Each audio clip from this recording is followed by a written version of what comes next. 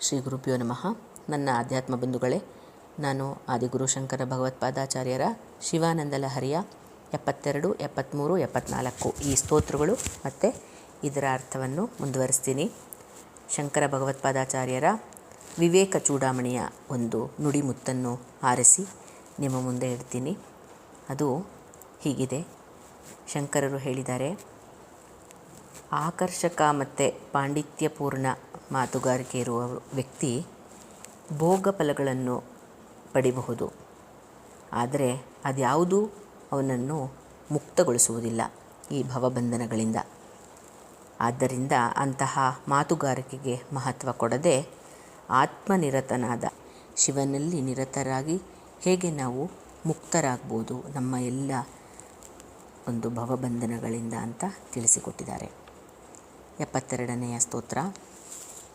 ಧ್ಯಾನಾಂಜನೇನ ಸಮವೇಕ್ಷ ತಮಃ ಪ್ರದೇಶಂ ಭಿತ್ವಾ ಮಹಾಬಲಿಭಿರೀಶ್ವರ ನಾಮ ಮಂತ್ರೈಃ ದಿವ್ಯಾಶ್ರಿತಂ ಭುಜಗಭೂಷಣಮುದ್ವಹಂತಿ ಯೇ ಪಾದಪದ್ಮ ಮಿಹತೆ ಶಿವತೆ ಕೃತಾರ್ಥಾಃ.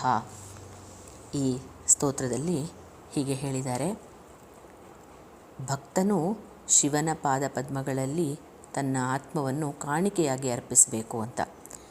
ಅದರಿಂದ ಅವಿದ್ಯೆ ಎಂಬ ಒಂದು ದೊಡ್ಡ ಬಂಡೆ ಅದನ್ನು ನಾಶ ಮಾಡಬಹುದು, ಅದನ್ನು ಪುಡಿ ಮಾಡಬಹುದು. ಶಿವನ ಧ್ಯಾನ ಅನ್ನೋದು ಒಂದು ಅಂಜನ ಇದ್ದ ಹಾಗೆ. ಅದರ ಸಹಾಯದಿಂದ ನಾವು ಅಂಧಕಾರವನ್ನು ಕವಿದಿರುವ ಪ್ರದೇಶವನ್ನು ಹುಡುಕಿ ಅದರಲ್ಲಿ ಈಶ್ವರನ ನಾಮಮಂತ್ರಗಳೆಂಬ ಒಂದು ಬೆಳಕನ್ನು ಹರಿಸಬಹುದು, ಆ ತಮಸ್ಸಿನ ಪ್ರದೇಶವನ್ನು ಭೇದಿಸಬಹುದು. ಅದರಿಂದ ಈಶ್ವರನ ನಾಮಗಳ ಮಂತ್ರಗಳಿಂದ ಬೆಳಕು ಹರಿಸಬಹುದು ಅಂತ ಹೇಳಿದ್ದಾರೆ. ದೇವತೆಗಳಿಗೆ ಆಶ್ರಯವಾಗಿರುವಂಥದ್ದು ಸರ್ಪಭೂಷಣನಾಗಿರುವಂತಹವನು. ಅಂತಹ ನಿನ್ನ ಪಾದಕಮಲವನ್ನು ಯಾರು ಪೂಜಿಸ್ತಾರೋ ಸ್ವೀಕರಿಸ್ತಾರೋ ಅವರೇ ಈ ಲೋಕದಲ್ಲಿ ಧನ್ಯರು ಅಂತ ಶಂಕರರು ಈ ಸ್ತೋತ್ರದಲ್ಲಿ ಹೇಳಿದ್ದಾರೆ. ಶಂಕರ ಭಗವತ್ಪಾದಾಚಾರ್ಯರು ನಮಗೆ ಈ ಎಲ್ಲ ಸ್ತೋತ್ರಗಳಲ್ಲಿ ಶ್ಲೋಕಗಳಲ್ಲಿ ನಾವು ಭಕ್ತಿಯನ್ನು ಹೇಗೆ ಮಾಡಬೇಕು ಅನ್ನೋದನ್ನು ತೋರಿಸಿಕೊಟ್ಟಿದ್ದಾರೆ. 73ನೆಯ ಸ್ತೋತ್ರ. ಭೂದಾರತಾಮುದ ವಹದ್ಯತ ಪೇಕ್ಷಯ ಶ್ರೀ ಭೂದಾರ ಏವ ಕಿಮತ ಸುಮತೆ ಲಭಸ್ವ ಕೇದಾರ ಮಾಕಲಿತ ಮುಕ್ತಿ ಮಹೌಷಧೀನಾಂ ಪಾದಾರವಿಂದ ಭಜನಂ ಪರಮೇಶ್ವರಸ್ಯ. ಇದರಲ್ಲಿ ಶಂಕರರು ಹೀಗೆ ಹೇಳಿದ್ದಾರೆ, ಭಕ್ತನು ತನ್ನ ದೇಹ ಅದನ್ನೇ ಭೂಮಿ ಅಂತ ತಿಳ್ಕೋಬೇಕು. ದೇಹ ಅನ್ನೋದು ಭೂಮಿ ಇದ್ದಾಗೆ, ಅದರಲ್ಲಿ ಶಿವ ಪಂಚಾಕ್ಷರಿ ಮಂತ್ರ ಅನ್ನೋ ಬೀಜನ ಬಿತ್ತಬೇಕು.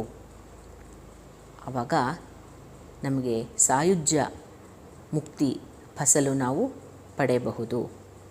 ಮತ್ತು ಶಿವನ ಮಂತ್ರವೇ ಜನನ ಮರಣಗಳಿಂದ ಮತ್ತು ಕಠಿಣ ರೋಗಗಳಿಂದ ನಮ್ಮನ್ನು ಮುಕ್ತ ಮಾಡುವಂತಹ ಗಿಡಮೂಲಿಕೆ ಅದು ಔಷಧ ಅಂತ ಶಂಕರರು ಇದರಲ್ಲಿ ತಿಳಿಸಿದ್ದಾರೆ. ಶಂಕರರು ಇನ್ನೊಂದು ಉದಾಹರಣೆ, ಯಾವುದನ್ನು ಪಡೆಯಬೇಕೆಂಬ ಇಚ್ಛೆಯಿಂದ ಶ್ರೀದೇವಿ ಭೂದೇವಿಯರ ಪತಿಯಾದ ಮಹಾವಿಷ್ಣುವು ವರಾಹ ರೂಪವನ್ನು ತಾಳಿದಾನೋ ಅಂತಹ ಇಚ್ಛಿಸುವ ಮೋಕ್ಷವೆಂಬ ಮಹೌಷಧಿಗಳು ಬೆಳೆಯುವ ಪ್ರದೇಶ ಅದು ಯಾವುದು ಅಂದರೆ ದಿವ್ಯ ಪಾದಾರವಿಂದವಾದ ಪರಮೇಶ್ವರನ ಸನ್ನಿಧಿ. ಇದನ್ನು ಭಜಿಸು ಅಂತ ಶಂಕರರು ಹೇಳಿದ್ದಾರೆ. ಇದಕ್ಕಿಂತ ಮತ್ತೇನು ಬೇಕು ಅಂತ ಕೇಳಿದ್ದಾರೆ. ಶಂಕರರು ಎಷ್ಟು ರಸವತ್ತಾಗಿ ಎಷ್ಟು ಉದಾಹರಣೆಗಳಿಂದ ನಮಗೆ ಶಿವನಲ್ಲಿ ಭಕ್ತಿ ಮೂಡುವಂತೆ ಮಾಡಿದ್ದಾರೆ ಈ ಎಲ್ಲ ಶ್ಲೋಕಗಳಿಂದ. 74ನೆಯ ಶ್ಲೋಕ. ಆಶಾಪಾಶ ಕ್ಲೇಶ ದುರ್ವಾಸನಾದಿ ಭೇದೋದ್ಯುಕ್ತೈಃ ದಿವ್ಯ ಗಂಧೈರಮಂದೈಃ ಆಶಾ ಶಾಟೀಕಸ್ಯ ಪಾದಾರವಿಂದಂ ಚೇತಃ ಪೇಟೀಂ ವಾಸಿತಾಂ ಮೇ ತನೋತು.